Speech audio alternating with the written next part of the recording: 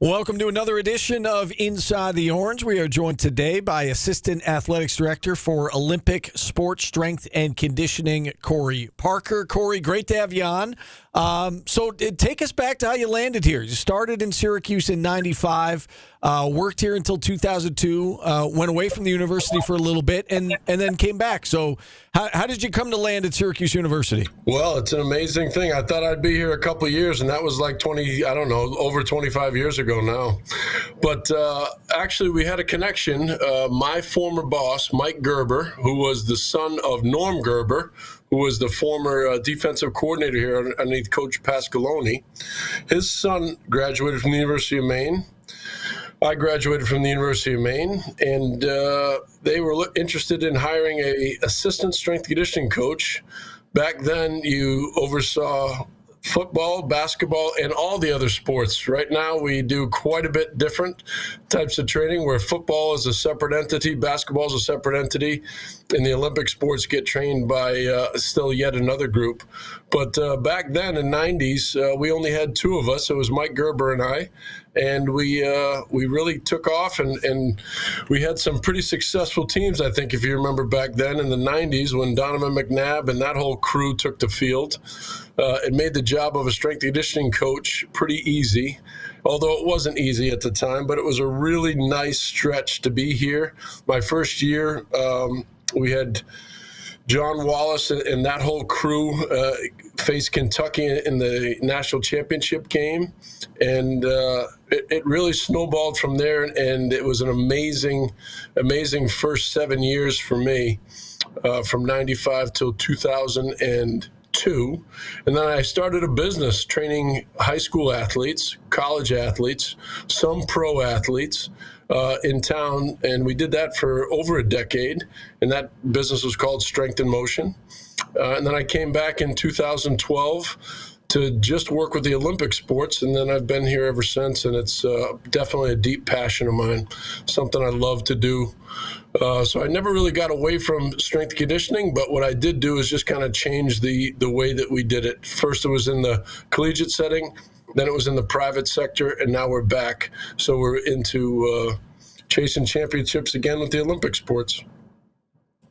Back when you first started, you said you did football and basketball. How do you earn the trust of a coach? Is it a thing where they tell you what they want out of their players, or is it, hey, this is what we need, coach, to do for your players?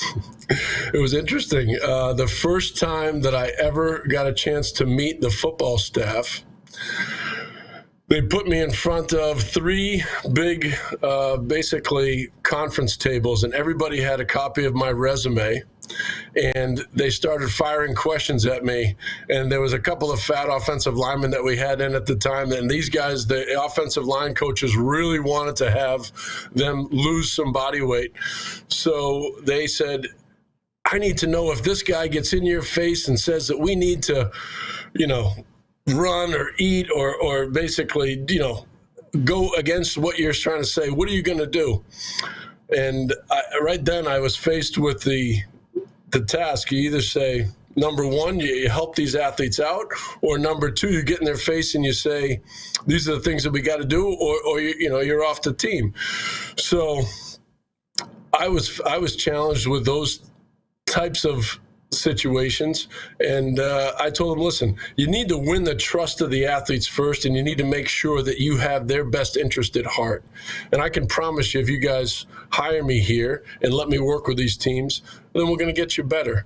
And you guys know what it's like working with these athletes. If you earn their trust, and that trust comes over time, you could see each rep, each day, each workout that we could get people a little bit better, and you try to challenge them, not crucify them. You do small little tasks like that, you win guys over, and then in the end, you produce championship teams if you have the talent and you help them get better each day.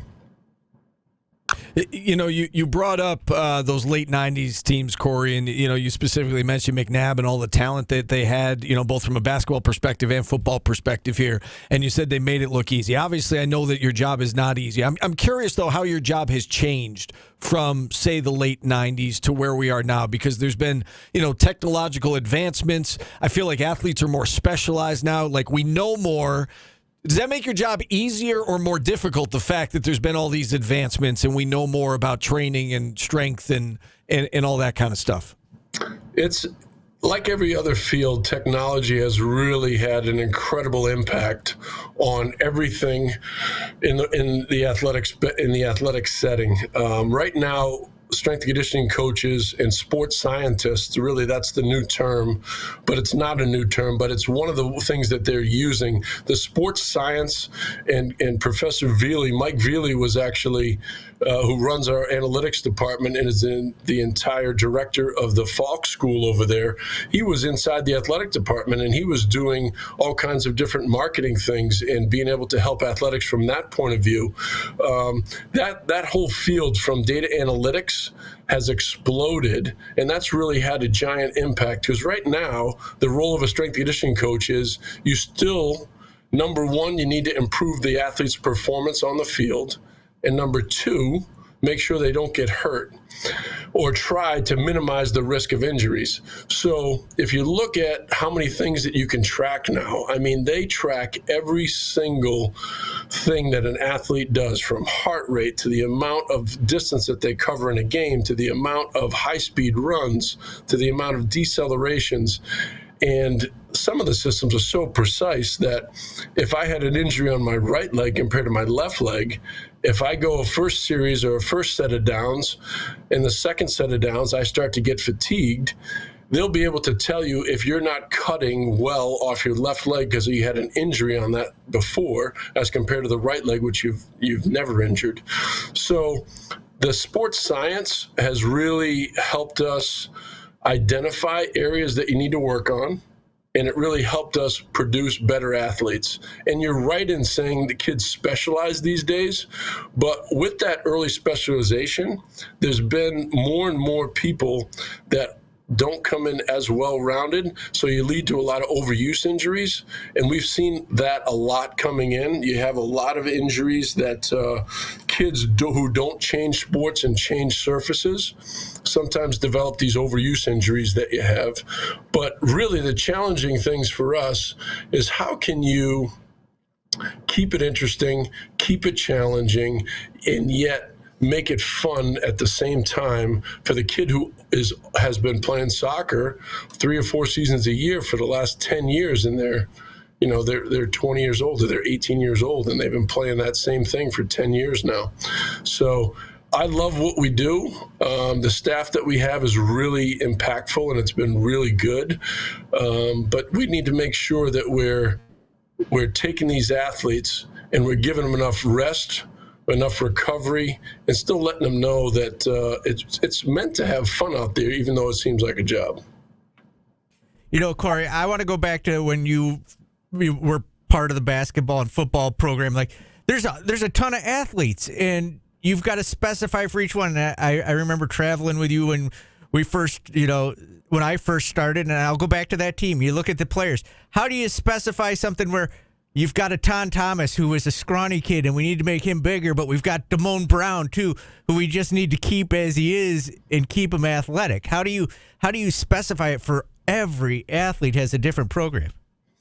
Well, you have a recipe, or you have a template that you'd like to be able to say, okay, for the basketball team during this portion of the year, let's say it's summer, okay, and you divide your year up into 4 seasons or 4 sessions. You have a summertime, you have a preseason type of build-up, you have an in-season plan, and then you have a postseason plan. So you have 4 time periods in the course of a year, and then within those 4 time periods, you're looking at somewhere between maybe 10 to 15 or 16 weeks that you plan out each one. And you break it down and you say, okay, it's like a lesson plan for most of the teachers that are out there. I have X amount of times that I need to do workouts with these guys. you identify different areas that they're strong in or they're weak in, and you say, okay, how can I make modifications based on what they do? So you have a testing template, and you say, okay, these are the 15 data points we're taking in. We're doing a body composition. This is the athlete's vertical jump. This is the athlete's squat. He's able to squat. He's not able to squat. These are the injury concerns that we've worked with in the past. So you talk with your trainers, you talk with guys like Brad Pike and Karen and all the people that go into all the sports medicine. And you say, okay, based on their history, you talk with coaches and you say, okay, what would you like to see them do? Where do you think their deficiencies are? And then you build your plan around there. So, for example, if the athlete was coming in, you say, okay, I've identified it's preseason. It's the week is number 1, and this is the first workout. You want to try to make them sore, but you want to try to make them not so sore that you're hurting them, and you build that athlete up over time. I think the art of coaching is being able to challenge somebody and meet them where they are. And everybody's at a little bit different spot. So if you can challenge them, but not hurt them, that's where you can take today's technology and you can put it into it and you say, okay, if I know in a soccer game, an outside winger has to run 7 miles based on our type of play. If we're in the preseason, maybe we'd start at only 40 or 50% of that and say we're going to try to do some of the runs that they're going to do in them, but I'm only going to do it at 40% of the total volume.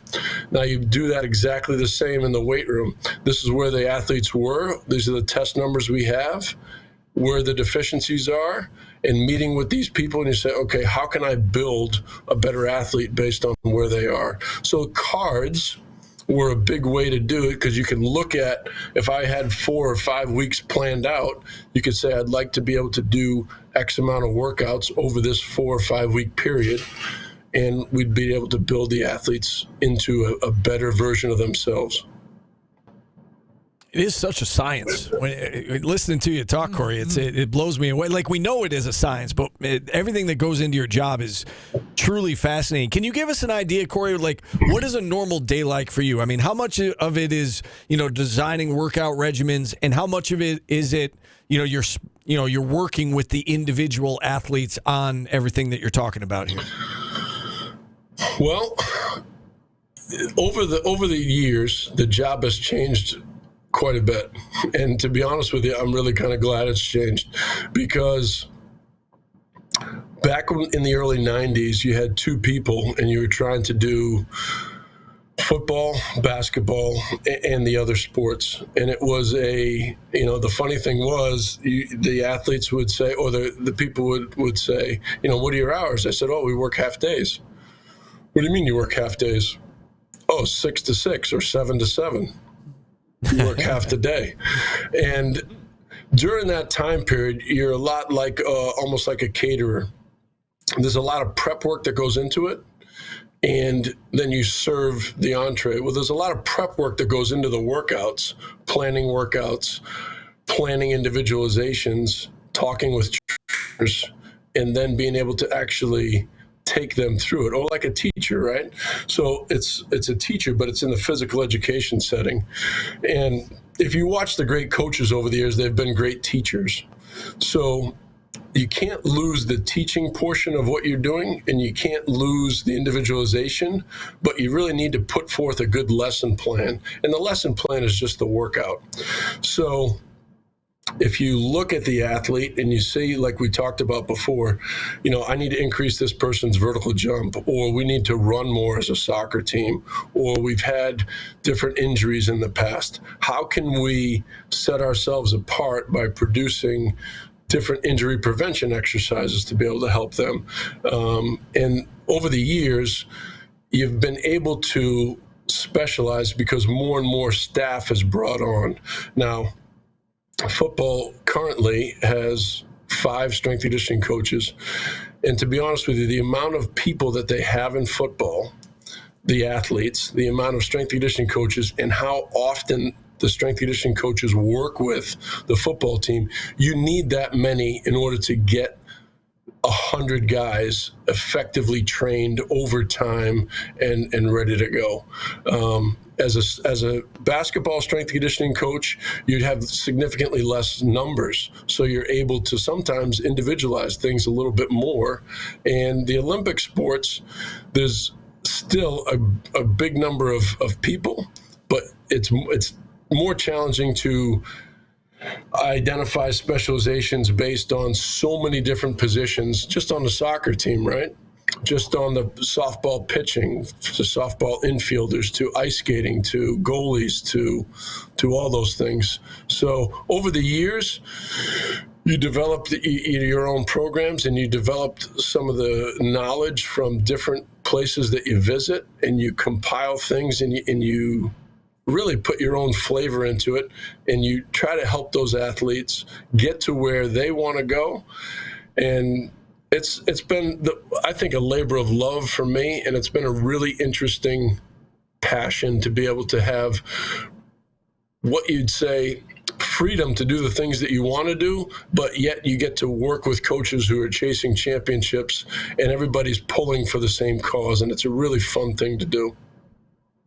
I always like to ask a question that makes people think, and it's kind of random.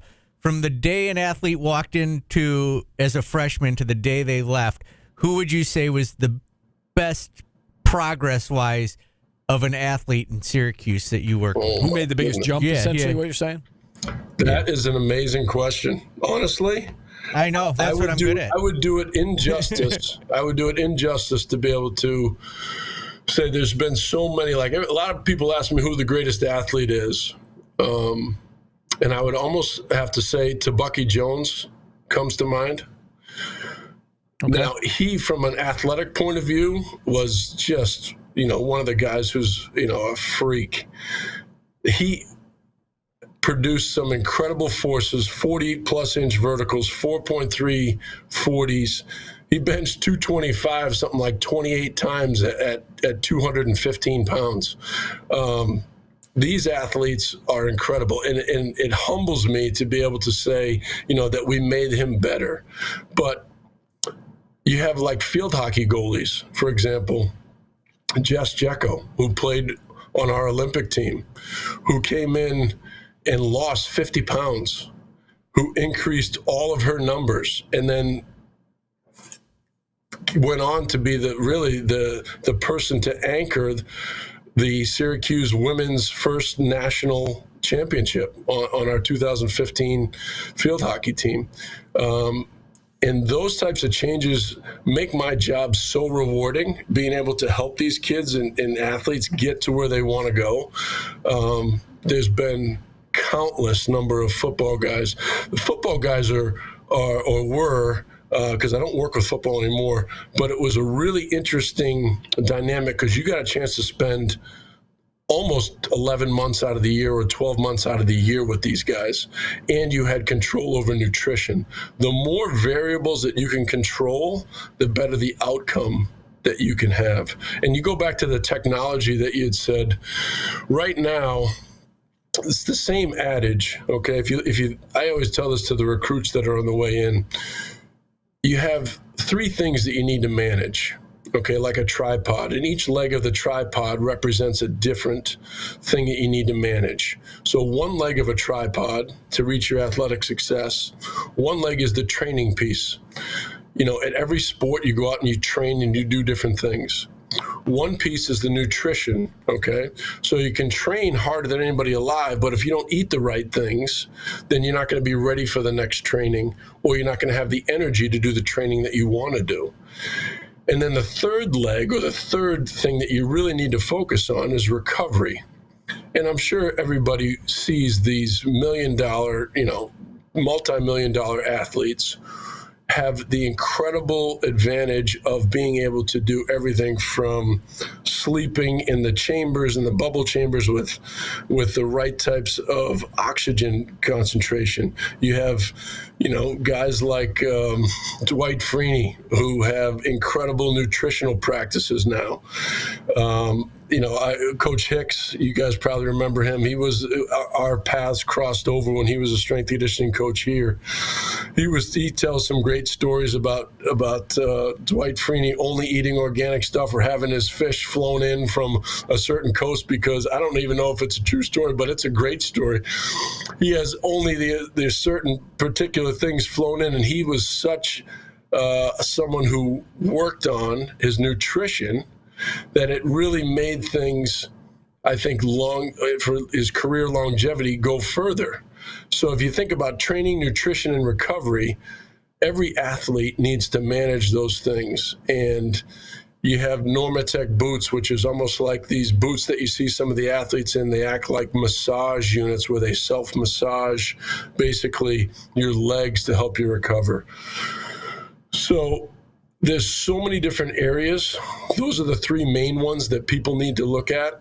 And over the years, you've had those great incremental changes in sports science that help you work on nutrition, work on strength conditioning, develop the right programs, and you work on the recovery piece so the athletes are sleeping better. Because right now, if it's funny, if you look at my phone, women's soccer team has reported.